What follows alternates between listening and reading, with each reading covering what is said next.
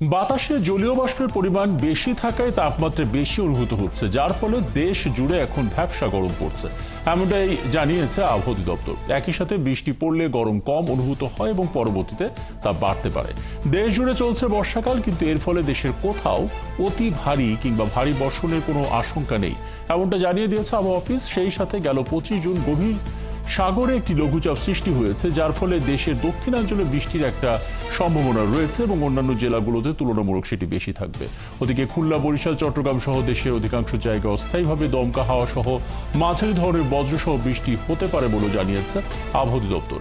এজন্য সমুদ্র বন্দরগুলোকে 3 নম্বর স্থানীয় সতর্কতা সংকেত দেখিয়ে যেতে বলা হয়েছে।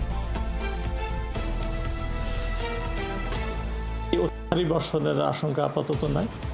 আর আপনারা জানেন যে গত 25 তারিখে কিন্তু একটা লঘুচাপ তৈরি হয়েছিল উত্তর পশ্চিম বঙ্গোপসাগরে, এবং লঘুচাপটা তৈরি হওয়ার দরুন কিন্তু আমরা দেখলাম যে বঙ্গোপসাগরে বাতাস একটু বেড়ে যাওয়ার আশঙ্কা রয়েছে, এবং এই আশঙ্কা থেকে কিন্তু আমরা বাংলাদেশের সমুদ্র বন্দরগুলোর জন্য 3 নম্বর স্থানীয় সতর্ক সংকেত জারি করেছি, এবং এটা এখনও বলবৎ আছে।